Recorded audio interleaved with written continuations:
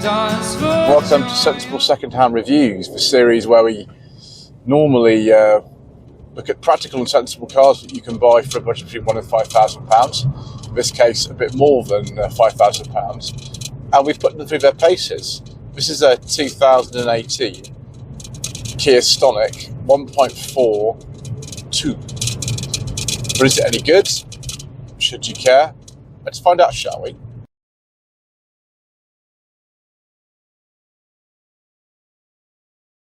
So the Kia Stonic, which is really a version of the final generation of Kia Rio that was sold in this country until 2023, was launched in 2017.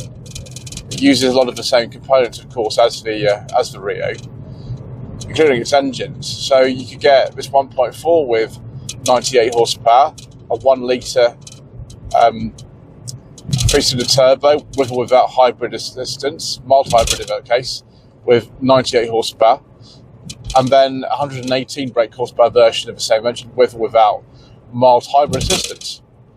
There are also some diesels available, but as usual, due to controversial government legislation and all kinds of other reasons, we don't talk about diesels on this channel.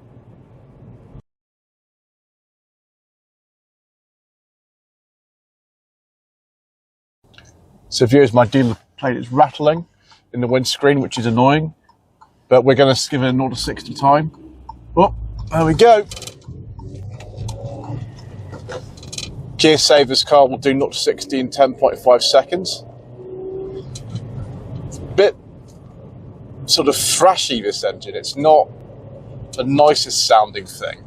I suppose if you really stuck your foot to the floor and held on, you could do that, but I'm not really that kind of driver, so we're going to just ease off and use this nice 6-speed manual.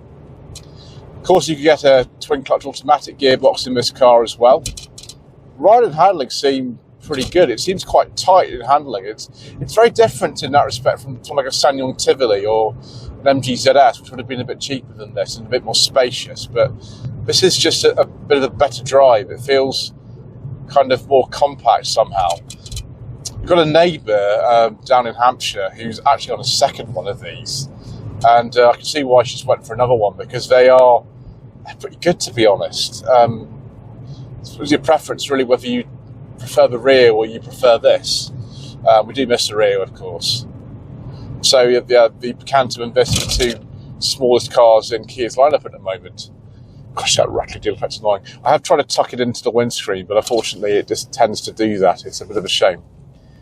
So yeah, and the gearbox seems nice. This car's done about 50,000 miles, so you would expect it to be perfect, and of course it isn't. But yeah, it seems good. Driving position is good. You can adjust the steering column for reach and brake. It's very sort of pleasant, really, and there's a nice balance between ride and handling. And Kia these days are quite good at that sort of thing. I wouldn't say it's exciting. I mean, I'd prefer maybe the 118 brake horsepower version of the 1 litre 3-cylinder you can get in these, and that was available in this car at the time and is still available now. So that would be maybe a better option. But this is fine, really, and about 40 miles per gallon.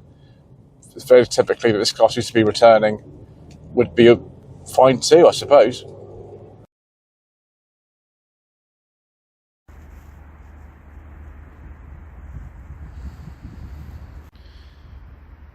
So let's have a look at this Stonic in the 2 trim.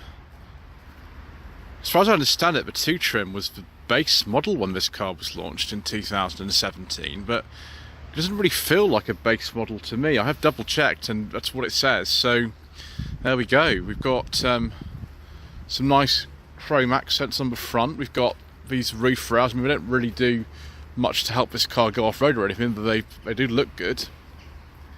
This car's done about 50,000 miles, but it's in really good condition. I'd like a reversing camera, but it doesn't have one. It does have parking sensors though, which is fine. Boot's not massive on these, so it sort of belies the origins that this is basically just a sort of raised up Kia Rio. It's about 330 litres or so. which is more sort of typical of a Super Mini than something like a Puma, which is what really this would compete against, actually. Because we've got the best-selling car in the country at the moment, then it makes sense. No spare wheel at the moment. We've got a tyre inflator kit and things. I mean, I'd like a raised boot floor like you get on an MG ZS or something like that, which has been, I think, probably about the same price or cheaper than this back in the day. But never mind. Of course, you could go for, I don't know, a Soul or a Sportage or a Niro or something like that. You wanted a bit more space in your Kia SUV. This has always been the smallest one. I like the plate at the bottom, actually, underneath the number plate. That looks good. Wheels are nice as well, actually. Oh, it's a bit windy out here. Car's just had an MOT because we've got the seat belt there, but we can easily undo that, can't we? Go. So driving position set for me, as I'm about 5'11", there's not tons of room in here, to be honest. It's definitely nothing like a Puma or an MG ZS, but it's okay. It feels sort of snug, really. Headroom is good. We've actually got a really courtesy light as well, which is nice. Fabric is all right, actually. It's well trimmed. The door cards are hard plastic, but then that's what you expect at this sort of price, really. We've got some door bins, which is nice. Little USB port in here as well. That's very handy. It's also got a cover on it. That's very good, actually. Yeah, obviously, the driver, which is me, would move the seat forward a little bit, but it's not really too bad at all. Okay, let's have a look in the front. So the Stonic actually is not on sale in South Korea, where it's made anymore, although you can still buy a new one today, actually. You can go to a Kia showroom and buy a Stonic. It won't look like this exactly, but it won't be too dissimilar to this. Yeah, it looks right in here too. That'd be close the door. So Kia, around this time, this is a 2018 car, really had a policy with a lot of the base models, and the seed was the same when it came out that same year, of everything you need and nothing that you don't. So we don't have sat-nav in this car because we don't really need it. We've got Apple CarPlay and Android Auto, which it actually says on there. We've actually got as well power fold mirrors, which a lot of people like those. I like power fold mirrors. Let's see if that works. Oh yes, we like power fold mirrors, viewers, very much. We've got automatic lights. I can't remember if auto was. I think we actually have in this car as well, which is good. And then we've got modes for the cruise controller things here, which is, we've got a little bit wrap steering wheel, 6-speed manual. This is a 1.4 non-turbo engine in this car, which I think is a rare option for these. Most of them are 1 litres.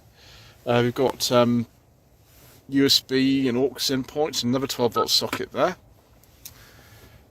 Yeah, that's good. I've got two of those in this car. Normal handbrake, little centre armrest. Not much going on down there, really. Nope. Let's see if my documents go in the glove box. It might do. Ooh. See if we can actually get them in. It's not looking promising, because let me take some of the stuff out of here, and then we can have another go. Okay, viewers, I cleared out this glove box, and oh no, why does this always happen, viewers? I'll just sit in there and I'll put the stuff back. At least we know this car's still under warranty. It's still under the 7-year warranty, because it's only done 50,000 miles, which is good. I'll put all this stuff back. Right, that's better. We can have a look at some of the other controls now. Really nice, simple controls. Heated rear window, air conditioning, and then just 3 dials for the temperature, the fan speed, and the direction of the airflow. What more is it you need in life? Probably not more than that. So home screen, it's probably that thing that we're on as well. Probably just not much else going on in here. Setup, there we go. All this is normal stuff. Go back to the home screen. Settings, these are car settings, or just the same thing. It's not really anything to say, is there? If you press this button here, what happens? Nothing. It's not exciting, is it? Well, let's have a look at this screen then, because there's not much going on there. So let's have a look at this screen and see what things we can do. Door, lights, convenience, service intervals, that kind of stuff. Nothing really out of the ordinary, I suppose. We will just have a look at this bit. Press OK. Wipers, lights, display, icy road warning. Okay.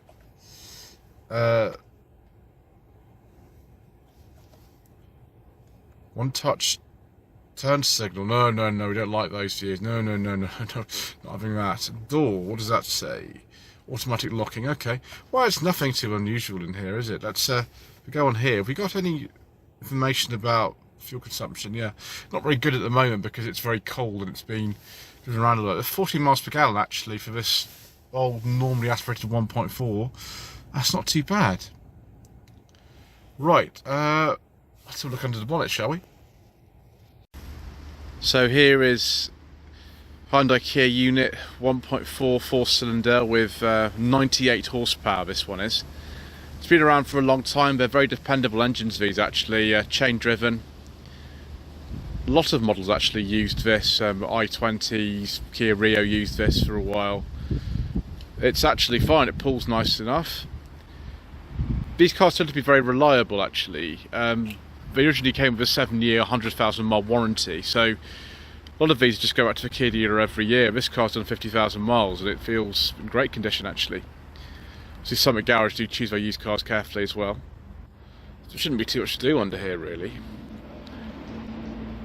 Some of the older Kia Hyundai engines have problems with timing chains, but I think this one's not one of them actually, so there we go. Okay, well let's go and have another drive out, shall we?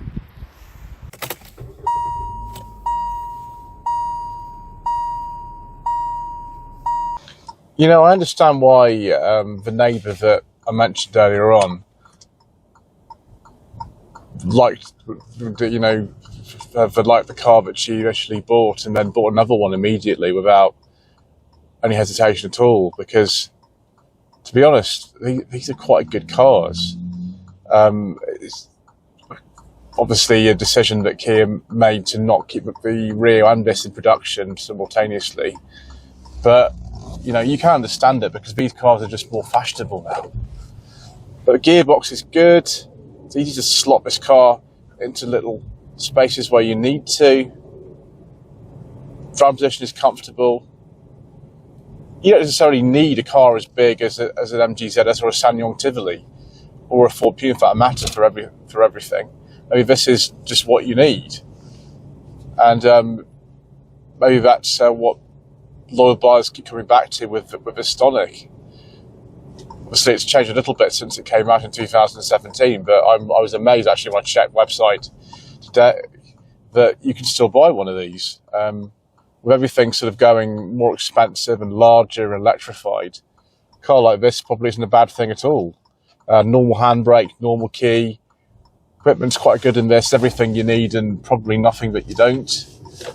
Yeah, why not? Why not consider one of these?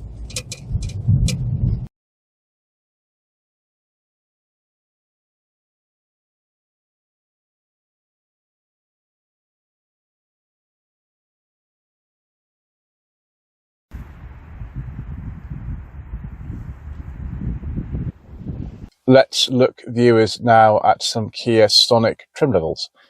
So there's a base model, which is the 2, then there's a 3 and a 4, and the GT line and GT line S, and then a lot of other ones. We've got the Connect, the First Edition, the Quantum, the Shadow, and then the Max with 2 X's for some reason, and the Mix with 2 X's for some reason. So here, should you consider a Kia Stonic for your hard-earned budget, in this case of slightly more than £5,000, I don't see why not. I mean, I personally would just buy a Rio actually, because they are a little bit cheaper and they're very, very similar. The only thing is, if you want the extra ride height, you want the look of this car, then I think this is a good option. They seem to be quite well priced at the moment, and actually they drive pretty well. Anyway, thank you ever so much indeed once again for watching. Please don't forget to subscribe to the channel, like this video in the comment below, and we shall see you again soon for some more reasonably priced motoring. Hopefully I'll stay in budget next time.